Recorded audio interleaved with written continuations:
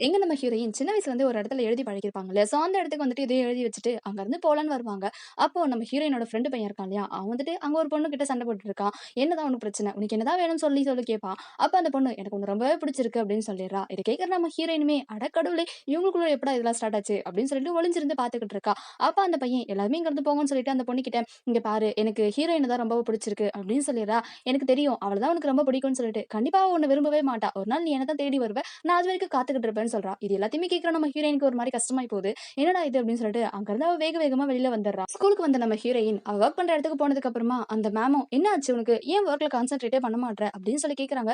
இல்ல நான் இவ்வளவு நாளா ஒருத்தன ஃப்ரெண்ட் நினைச்சிட்டு இருந்தேன். பட் அவன் இப்ப லவ் பண்றேன்னு சொல்லும்பொழுது எனக்கு என்ன பண்றதுன்னே தெரியல. ஒரு சிலர் என்ன வேணாம்னு ஒதுக்குறாங்க. ஆனா அவங்க லவ் பண்றாங்க அப்படின்னு சொல்லும்பொழுது இதெல்லாம் ஒரு வகையான இன்சிடென்ட் அப்படின்னு சொல்லிட்டு அவளோட லைஃப்ல ஜப்பான்ல நடந்த ஒரு சில விஷயங்கள பத்தி ஷேர் பண்ணிக்கிட்டு இருக்கா. அப்ப நம்ம ஹீரோயினுக்கு ஐய்யய்யோ! எப்படா இந்த இடத்த விட்டு வெளில போறது? அப்படின்ற மாரி யோசிச்சுட்டு இருக்கும்போது அவளோட ஃப்ரெண்டுமே சீக்கிரம் வா கிளாஸ் ஸ்டார்ட் ஆக போகுதுன்னு சொல்றா. சரி ஓகே, ஓகேன்னு சொல்லிட்டு இவளுமே இங்கிருந்து கிளம்பி கிளாஸ்க்கு போயிடுறா.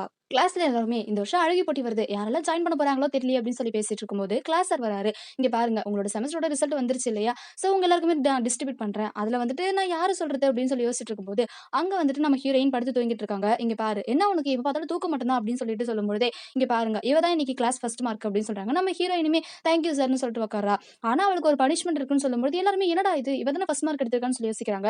ஏன்னா அவ சீட் பண்ணி தான் இவ்வளவு மார்க் எடுத்திருப்பா.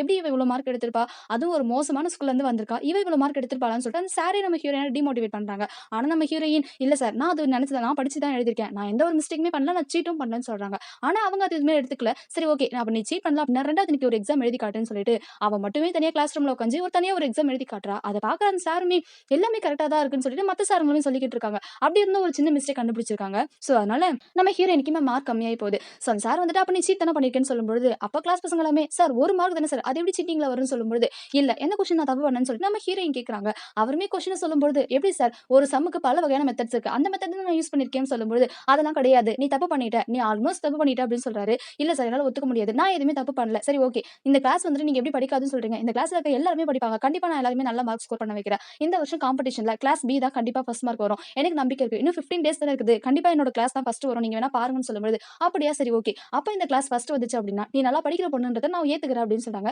இதனால நம்ம ஹீரோயினுமே சரி ஓகே சார் நான் சேலஞ்ச் அக்செப்ட் பண்ணிக்கிறேன்னு சொல்லிட்டு, அந்த கிளாஸ் பசங்க முன்னாடி போயிட்டு, இங்க பாருங்க உங்கள நம்பி தான் நான் சேலஞ்ச் அக்செப்ட் பண்ணிக்கிறேன். தயவு செஞ்சு எல்லாருமே படிக்க ஆரம்பிங்க அப்படின்னு சொல்றாங்க. இப்ப அப்படியே கட் பண்ணா வேற ஒரு கிளாஸ் போய்க்கிட்டு இருக்கு. அந்த இடத்துல நம்ம ஹீரோவும், ஹீரோயினோட ஃப்ரெண்டுமே உட்கார்ந்து அந்த கிளாஸ் கவனிச்சுட்டு இருக்கும்போது, இந்த சூஷி பொண்ணு இருக்கா இல்லையா? அவ சும்மா இல்லாம இவங்கலாம் எதுக்கு இந்த கிளாஸ்ல வராங்க? அழகே இல்லாத பர்சன்லாம் இங்க வந்து கலந்துக்கிட்டு என்ன பண்ண போறாங்களா? அப்படின்னு சொல்லிட்டு வேணும்னே வெறுப்பேத்திக்கிட்டு இருக்கா. அப்ப நம்ம ஹீரோயினோட ஃப்ரெண்டுமே அவளுக்கு கூட டஃப் குடுத்துட்டு இருக்காங்க பேசறதுல. நம்ம ஹீரோயின் இங்க பாரு இதுல நமக்கு கான்சன்ட்ரேட். இப்ப நமக்கு மேத்ஸ் காம்படிஷன் வருது. அதுல எப்படியாச்சும் வின் பண்ணி ஆகணும்னு சொல்லிட்டு இருக்கா. சரி ஓகேன்னு சொல்லிடுறாங்க.